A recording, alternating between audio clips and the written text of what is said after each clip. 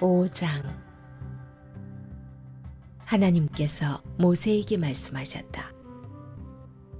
너는 이스라엘 백성에게 명령하여 악성 피부병에 걸린 사람, 고름을 흘리는 사람, 죽음에 다 부정하게 된 사람을 진 안에 머물지 못하게 하여라. 남자와 여자 가리지 말고 똑같이 내보내라. 그들을 진 밖으로 내보내어 내가 그들 가운데 머물고 있는 진을 더럽히지 못하게 하여라. 이스라엘 백성은 그대로 행하여 그들을 진 안에 머물지 못하게 했다. 그들은 하나님께서 모세를 통해 명령하신 대로 행했다. 하나님께서 모세에게 말씀하셨다. 너는 이스라엘 백성에게 이렇게 일러주어라. 남자든 여자든 어떤 잘못을 저질렀으면 그 사람은 하나님과의 신뢰의 관계를 끊은 것이므로 유죄다. 그는 반드시 자기 잘못을 고백해야 한다. 또한 그는 피해자에게 전액을 보상하고 거기에 5분의 1을 더해서 갚아야 한다. 그러나 피해자에게 보상을 받을 가까운 친척이 없으면 그 보상은 하나님의 것이므로 속죄에 쓰는 순양과 함께 제사장에게 주어야 한다. 이스라엘 백성이 제사장에게 가져오는 거룩한 제물은 모두 제사장의 것이다. 각 사람이 가져온 거룩한 제물은 그 사람의 것이지만 일단 제사장에게 준 것은 제사장의 것이 된다. 하나님께서 모세에게 말씀하셨다. 이스라엘 백성에게 이렇게 일러주어라. 한 남자의 아내가 바람을 피우고 남편을 배신한 채 다른 남자와 잠자리를 같이 하여 자기 몸을 더럽혔는데도 남편이 그 사실을 전혀 알아채지 못했다고 하자.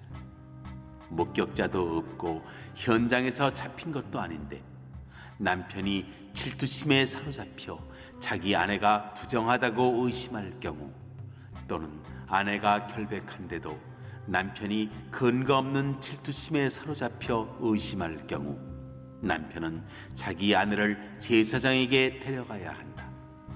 그는 자기 아내를 위해 보리가루 2리터를 제물로 가져가야 한다.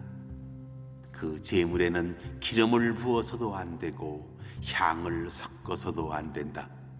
그것은 질투 때문에 바친 곡식 제물, 죄를 밝히기 위해 바친 제물이기 때문이다. 제사장은 그 여자를 데려다가 하나님 앞에 세워야 한다.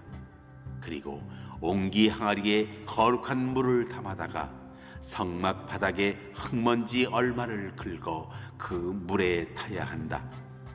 제사장은 그 여자를 하나님 앞에 세운 다음 그 여자에게 머리를 풀게 하고 진상 규명의 제물, 곧 질투 때문에 바친 곡식 제물을 그 여자의 두 손에 얹어 놓아야 한다. 제사장은 저주를 전하는 쓴물을 손에 들고 그 여자에게 맹세시키면서 이렇게 말해야 한다. 그대가 다른 남자와 잠자리를 같이 한 적이 없고 그대가 남편과 결혼 생활을 하는 동안에 바람을 피워 몸을 더럽힌 일이 없으면 저주를 전하는 이 쓴물이 그대를 해치지 않을 것이요. 그러나 그대가 남편과 결혼 생활을 하는 동안에 바람을 피우고 그대의 남편 외에 다른 남자와 잠자리를 같이 하여 자기 몸을 더럽혔으면 이 대목에서 제사장은 그 여자를 다음과 같이 저주해야 한다. 하나님께서 그대의 자궁을 오그라들게 하시고 그대의 배를 부풀어 오르게 하셔서 그대의 백성이 그대를 저주하고 욕하게 하실 것이요. 저주를 전하는 이 물이 그대의 몸속에 들어가서 그대의 배를 부풀어 오르게 하고 그대의 자궁을 오그라들게 할 것이요. 그러면 그 여자는 아멘 아멘 하고 말해야 한다. 제사장은 이 저주의 말을 두루마리에 적어서 쓴 물에 그 글자를 씻은 다음 저주를 전하는 쓴 물을 그 여자에게 주어야 한다. 이 물은 그 여자의 몸속에 들어가 심한 통증을 일으킬 것이다. 제사장은 그 여자의 손에서 질투 때문에 바친 곡식 제물을 한 움큼 받아 하나님 앞에 흔들어 바치고 제단으로 가져가야 한다. 제사장은 또 곡식 제물을 한 움큼 쥐고 그것을 진상규명의 제물로 삼아 제단 위에서 불살라 바쳐야 한다. 그런 다음 여자에게 그 물을 마시게 해야 한다. 저주를 전하는 물을 마셨을 때 그 여자가 자기 남편을 배반하고 몸을 더럽힌 일이 있으면 그 물이 그 여자의 몸속에 들어가 심한 통증을 일으킬 것이다. 그 여자의 배가 부풀어 오르고 자궁이 오그라들 것이다. 그 여자는 자기 백성 가운데서 저주를 받을 것이다.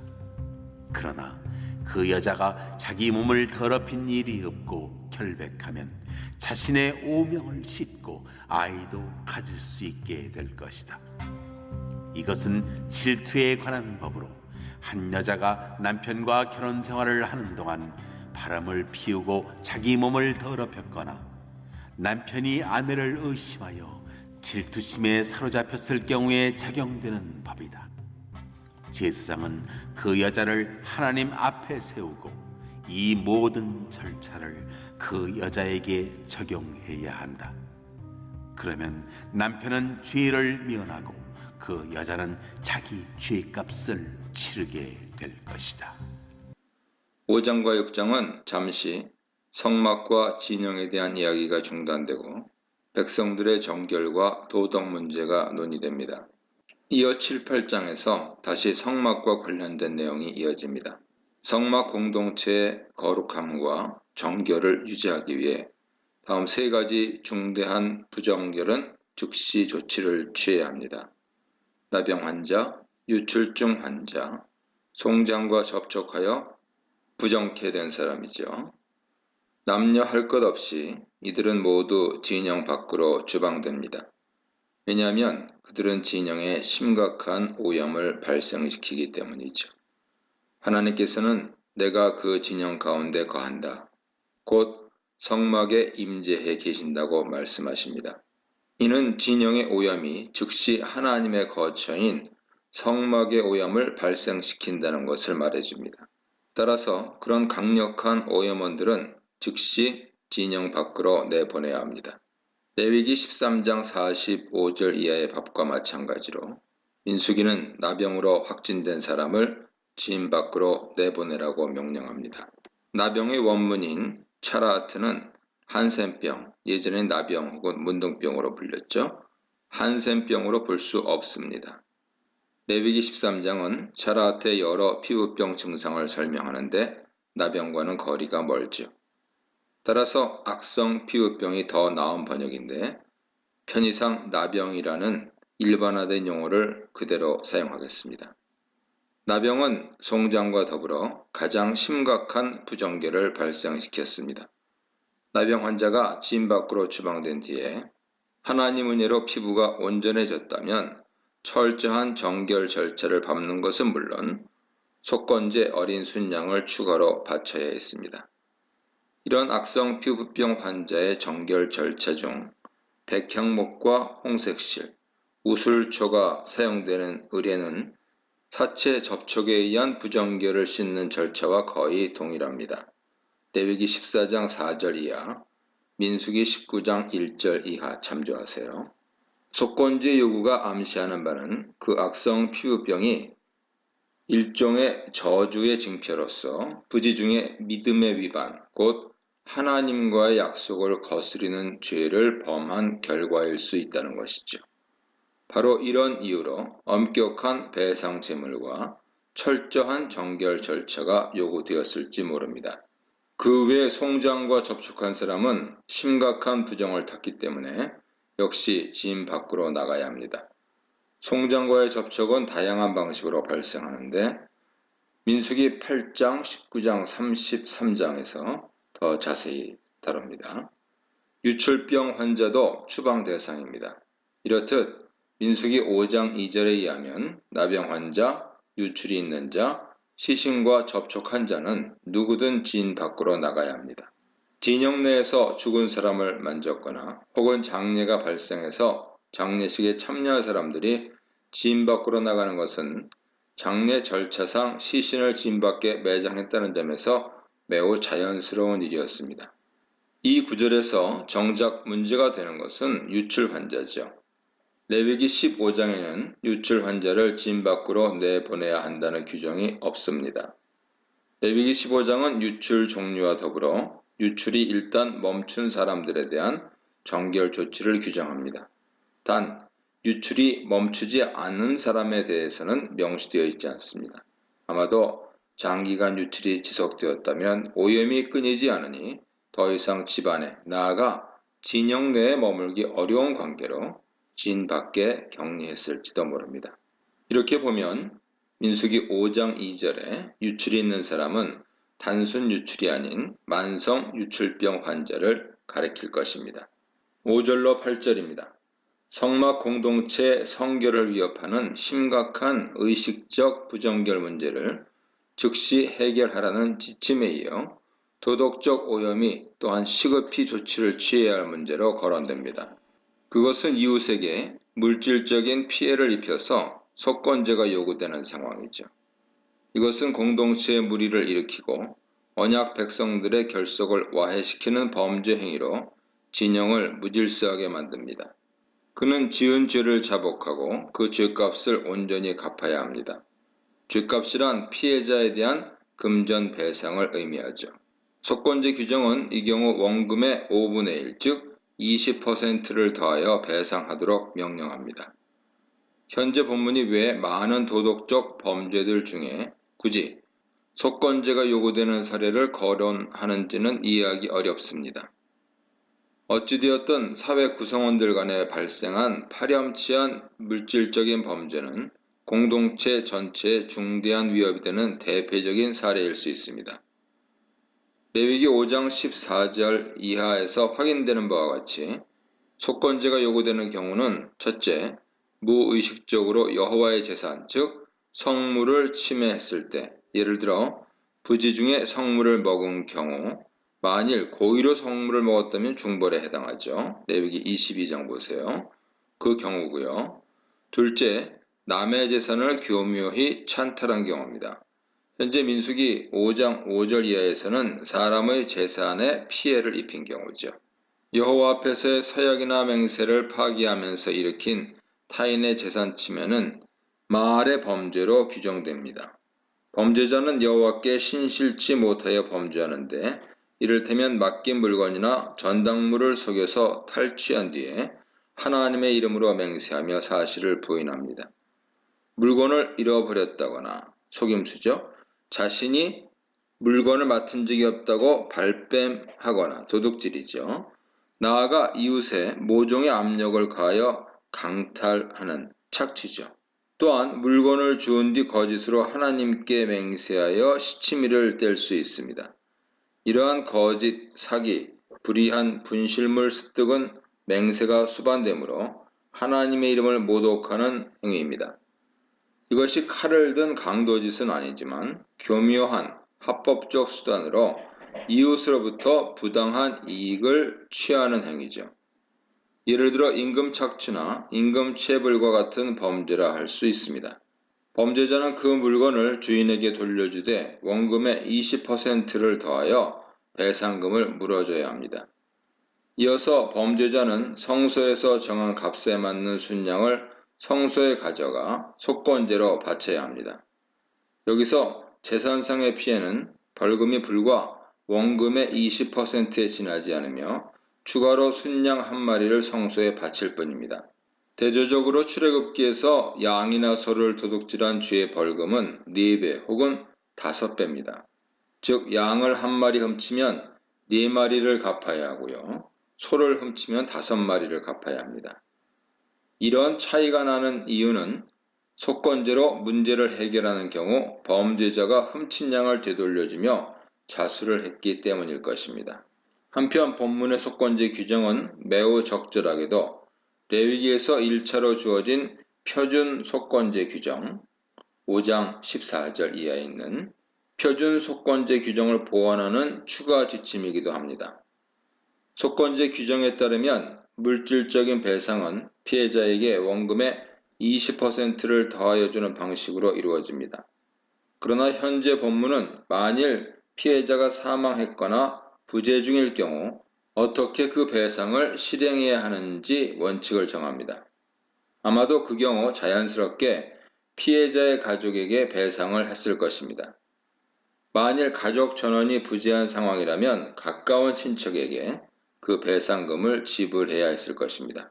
그런데 만에 하나 그런 원칙들마저 없는 상황이라면 현재 법은 속건제 순양을 성전에 바치러 올라갈 때 순양과 더불어 그 배상금을 제사장에게 줄 것을 명령합니다.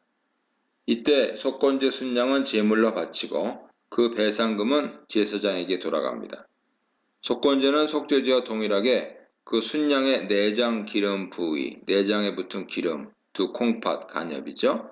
기름 부위만을 태우고 남은 고기는 제사장 몫으로 주어집니다. 9절로 10절입니다.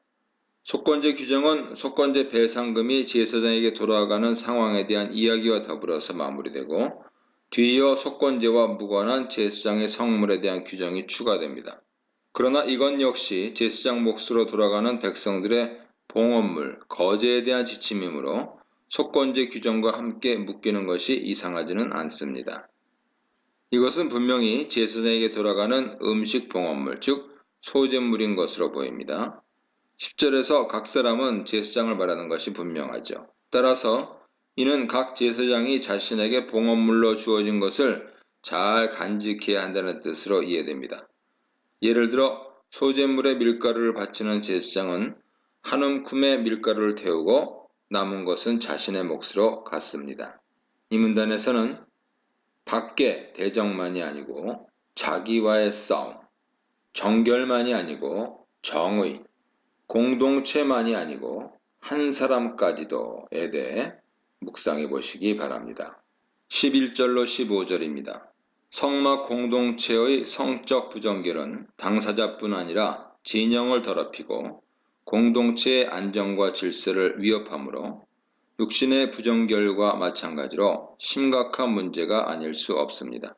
현재 상황은 어떤 사람의 아내가 남편 몰래 성적 일탈을 하여 탈선하여 남편을 배신했으나 이 숨겨져 드러나지 않았고 남자가 붙잡히지도 않았고 목격자도 없는 경우입니다. 십계명 제7계명은 이러한 성적 일탈을 금지하며 만일 간통과 외도가 들통난다면 사형을 명령했습니다. 레위기 20장, 신명기 22장 보세요. 이러한 배우자의 탈선은 1차로 배우자의 신의를 저버린 행위죠. 본문에서 아내의 간통을 의심하는 남편은 질투심에 사로잡힙니다. 14절은 남편이 질투하며 의심을 품는 두 가지 경우를 요약합니다. 의심은 가지만 실제로 아내가 간통을 한 경우와 그렇지 않은 경우죠. 남편 입장에서는 증거 부족으로 진실을 알 수 없는 상황에서 문제를 해결하기 위해 하나님의 도우심을 구합니다. 그는 의심스러운 아내를 데리고 성소 제사장에게 올라갑니다. 남편의 준비물은 보리가루의 소재물이죠. 10분의 1 에바 약 2.3리터의 보리가루를 준비할 뿐 거기에 기름이나 유향은 붓지 않습니다. 이것을 의심의 소재 혹은 기억의 소재, 기억을 위한 소재라고 부릅니다. 레위기 2장의 소재 규정은 밀가루 10분의 1 에바를 준비하여 그 위에 기름을 붓고 다시 유향을 넣습니다.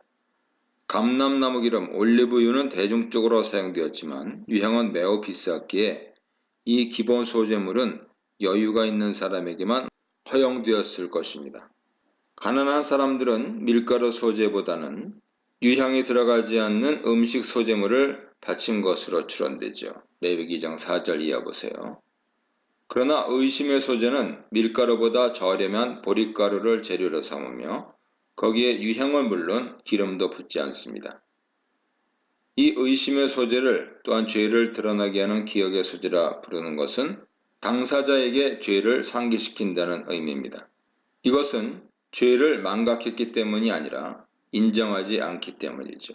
16절로 31절입니다. 의심의 소재 절차가 나오는데요.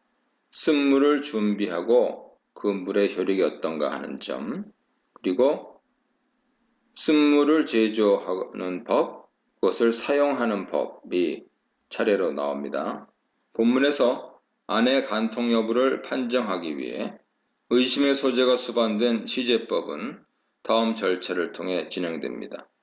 제사장과 여자가 교대로 순서를 진행하는 것을 볼 수 있죠. 첫째, 제사장은 토기에 성수를 담은 뒤 성막 바닥에 흙을 섞어 쓴물을 만듭니다. 둘째, 여자는 슬픔을 나타내는 몸짓으로 머리를 풀고 의심의 소재물을 두 손에 듭니다. 셋째, 제사장은 두루마리에 저주의 말을 쓴 다음 그것을 쓴물에 넣어 빤 뒤에 그 여자에게 그 쓴물의 효과를 설명합니다. 넷째, 여자는 그 쓴물의 효과를 전적으로 받아들인다는 맹세를 합니다. 다섯째, 제사장은 먼저 의심의 소재물을 손으로 한 움큼 떠서 태웁니다.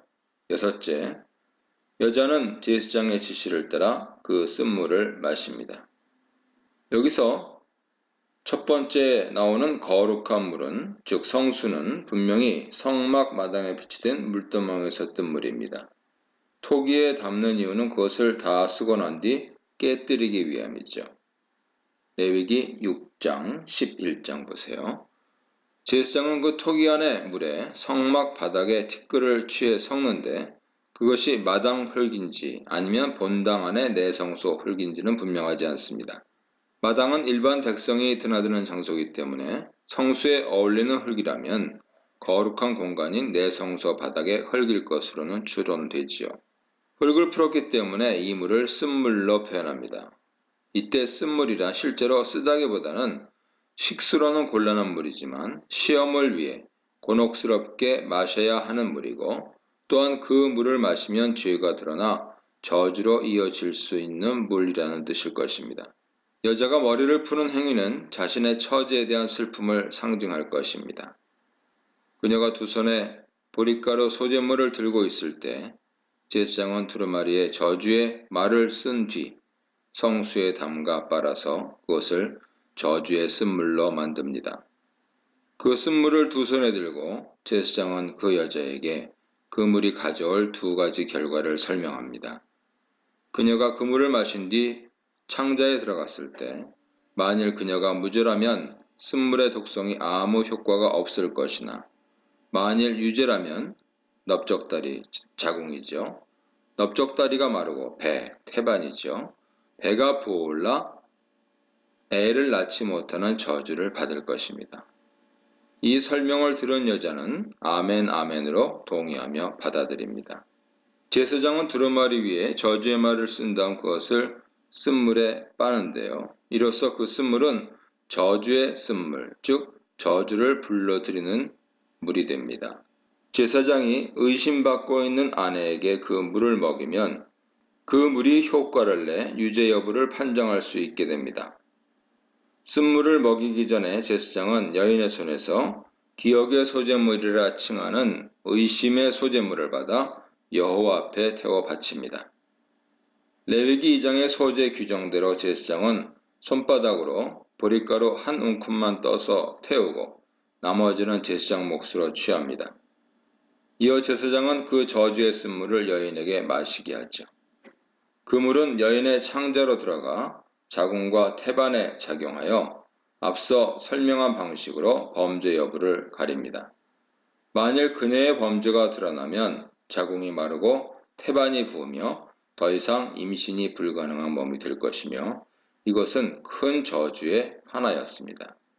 결국 그 여인의 몸에 나타난 증거와 더불어 임신불능의 저주가 내려지면 남편은 이혼을 요구할 수 있었을 것입니다.